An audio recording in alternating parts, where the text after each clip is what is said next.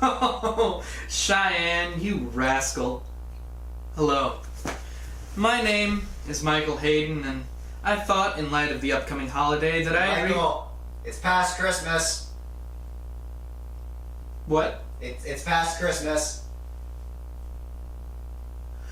It has been informed to me that we will not get this video out on time, so in light of the past holiday, I'm going to be reading to you a safe, clean, easy Christmas story.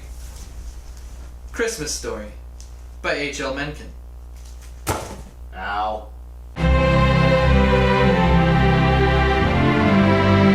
Christmas is a wonderful holiday. How far we've come since the days when it began.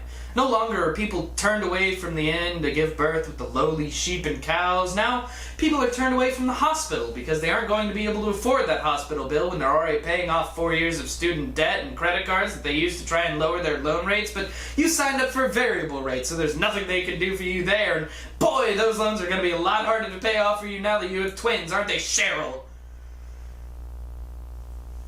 Christmas. But Christmas isn't all about pushing yourself more and more into debt because your cousin just had to have that new TV. No, Christmas is about the birth of Mary's first child, a not terribly successful carpenter named Jesus Christ. This holiday celebrates birth and togetherness, until a few months later where the sweet baby Jesus is tossed out on a tree to dry out like bad jerky, but don't worry, a few months later there's Easter and there's a bunny in that one, so it's all good. What isn't so good, though, are our stories and traditions that we tell. It's almost 2020 now, and we aren't all racist and sexist anymore. I mean, a Christmas song they're not dressed up like Eskimos. They tend to prefer Inuits. And would it have been okay for the reindeer to bully Rudolph if his nose didn't magically help Santa and try to hang mistletoe to sneak a kiss? Well, a twig doesn't get you consent, now does it, Jason? Why are you in my room?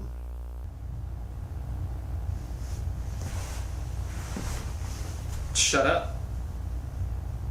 So, with all the problematic traditions of Christmas, like maybe it's cold outside, or spiking the fruitcake so Aunt Gertrude stops talking about her new boy toy, I thought I'd introduce a new, safer option for you all. So, if you're going to be here, sit back, listen along, and have some eggnog. Okay? Have some brandy, Thank you. Real gentleman. Oh, I thought we were gonna use the prop stuff. Oh, that's real. Oh, it tastes like peach-flavored piss. Oh, I'm gonna be sick. Christmas Story by H.L. Mencken. Illustrations by Bill Crawford.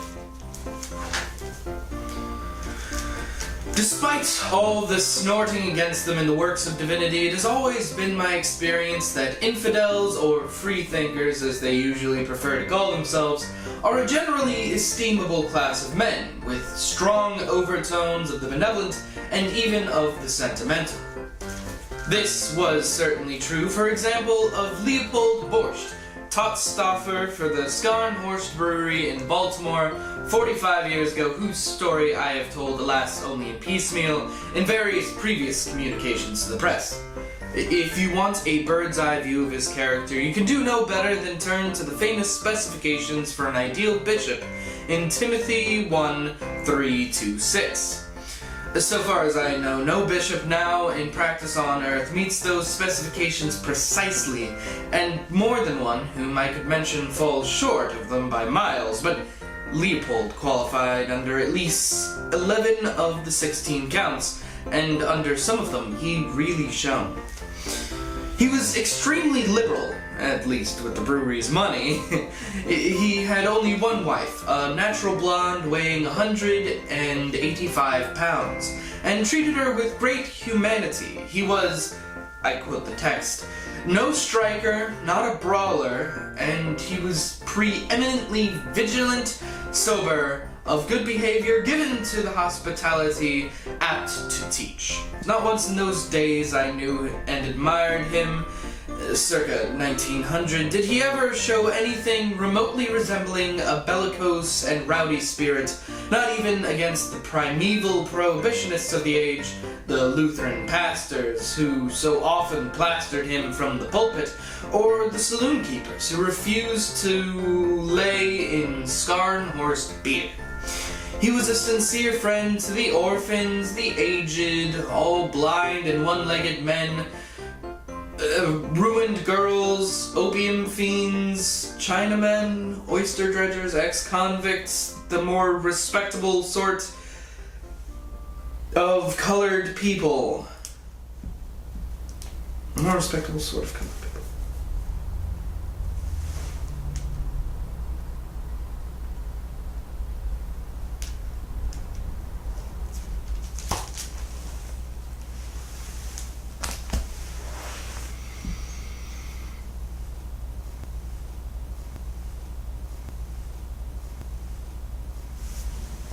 It was at this point that I considered not finishing this video. I mean, I came into this legitimately thinking, well, maybe it's just gonna be an old-fashioned story. Haha, I got this for Christmas a few years ago from a family member. And I thought, no one thinks I'm gonna do this video. What's the point? Then I thought, fuck it. Let's see where this goes. So I at least read the book. It was 31 pages. Massive amount of my time spent, I can tell you that. But by the end of it, nothing really happened. I thought, why do people like it? It's just kind of H.L. Mencken being a dick. I mean, look at these reviews. I looked at these before I decided to do this video. I usually trust Goodreads, so what happened? Why do people like this book? And then I realized it's got spanking in it. So, you know, can't go wrong with a little bit of spanking. Other than that spanking, nothing really happens. The story is that the main character I told you about has a friend who's a cop. Both of them are atheists, which makes them better people somehow. And they decide that churches, whenever they do all these fundraisers and stuff, they make the poor people confess, they make them wait 2 hours while they eat until they can finally eat, and there are cops all around, so when they confess, it's a bad thing, and so they decide to do their own fundraiser. Which is good. Do fundraisers. Charity's good. But they decide, okay, we're gonna put in a burlesque dance, and we're gonna give them beer, and we're gonna feed them with all this food, and it's gonna be great, and it's gonna be, yeah, and they choose only bums. Only true bums. No bum who had ever been known to do any honest work, even such light work as sweeping out a saloon, was on the list. So, you know, some people aren't really poor. They could do things. It's not just offensive to Christians or to poor people, though. It's racist, like you saw. And I thought maybe this is just him being silly, ha ha ha. Not really. While this book was written in the 1940s, I mean, he was a racist. There's no getting around that. Now, that's not to say that authors at the time were all racist. Everyone was kind of racist at the time, but that does not excuse it. That's the thing that people keep kind of missing out on when they defend these people. H.P. Lovecraft. Love his work. Great author. Terrible, terrible racist. H.L. Mencken. People seem to like him. Terrible, terrible racist. I don't understand how people can look past this sometimes. I don't know. Maybe that's just what happens when you're H blank blank and you look like your mother did your hair for his first school picture. And before any of you start saying, well, he's a white person, he shouldn't be talking about racism. People aren't racist towards white people. Well, you're kind of right. People aren't really racist towards white people. Maybe every once in a while, but we're a very privileged race. This is true. I did go to an expert to talk about this. An African-American man. Can you read this and tell me if it's racist? He was a sincere friend to the orphans, the aged, all blind and one-legged men, ruined girls, opium fiends, Chinamen, oyster dredgers, ex-convicts, the most respectable sort of colored people, and all the other oppressed and unfortunate classes of the time. And he slipped them first and last many a substantial piece of money. So is that racist? It's It's a simple yes or no question. I don't know. Does colored people sound racist to you? Really? Listen, this is a very important Shut question. the fuck up. This is a very important question. Is that Yes. right? Yes? That was Leon. He's done a couple videos for our channel so far, and he's going to continue doing them because we like him, he's our friend. Now, on to the racism. Sure, he was a dick to the poor, he was a dick to the religious, he was a dick to the political system. Stop being a dick! I mean, is it that hard? I'll read for you a quote from H.L. Mencken. Here. H.L. Mencken believed that there were a caste of people, a caste system. White people, obviously, at the top, because we reflect more light, I guess. I don't know. H.L. Mencken said, I admit freely enough that by careful breeding, supervision of the environment, and education extending over many generations, it might be possible to make an appreciable improvement in the stock of the American Negro, for example. But I must maintain that this enterprise would be a ridiculous waste of energy, for there is a high-caste white stock ready at hand. It is inconceivable that the Negro stock, however carefully it might be nurtured, could ever even remotely approach it. The educated Negro of today is a failure not because he meets insurmountable difficulties in life, but because he is a Negro. What? How do people still like this man? I don't understand it. And personally, I don't want to understand it. Sure, he might have made some good points at some point in his career, but what? Now on to his views about the Jewish people. The Jews could be put down very plausibly as the most unpleasant race ever heard of. As commonly encountered, they lack many of the qualities that mark the civilized man: courage, dignity, incorruptibility, ease, confidence. They have vanity without pride, voluptuousness without taste, and learning without wisdom. Big fan of Merchant of Venice, this one. Great job there, H.L. There are also some who say that H.L. Mencken is not a racist. He was just born in a racist time. Kind of like your grandma who orders tacos and then says that Mexicans are gonna steal jobs. Not cool, Grandma. Not cool.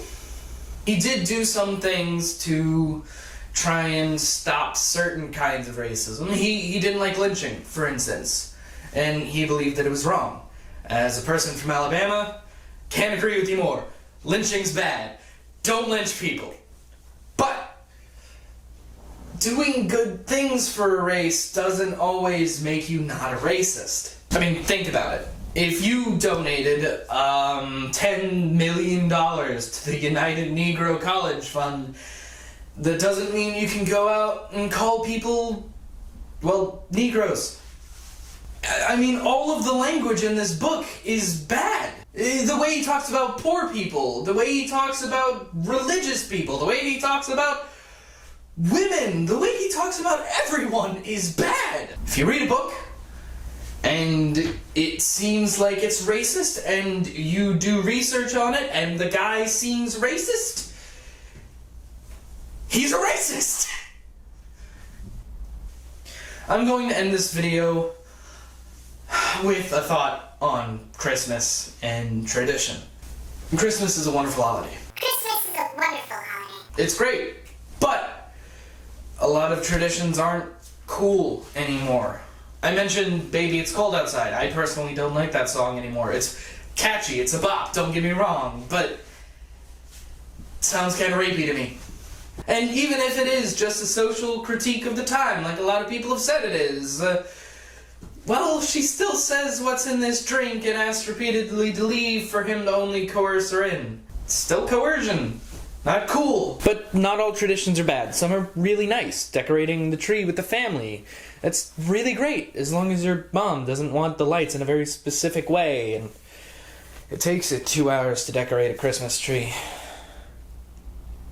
Or putting your stocking up on the mantelpiece so that you can get little shitty toys from the dollar store in there. It's nice. It brings a family together.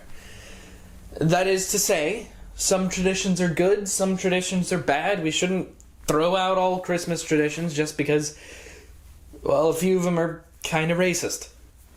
And as far as this book is concerned, sure, maybe it was a social critique. Still racist. So if you're looking to start a new Christmas tradition this year, stick with something a little less racist and dickish. Get an orange. Put it in your stocking. Oranges are good. They've got vitamin C, D, F, and orange. Vitamin orange? What? This book has fried my brain. Why do people like this book? We just got this. This branding was for a bit. This branding was for a bit, and I drank half of it. Because of this book. Fuck this book. Jesus Christ.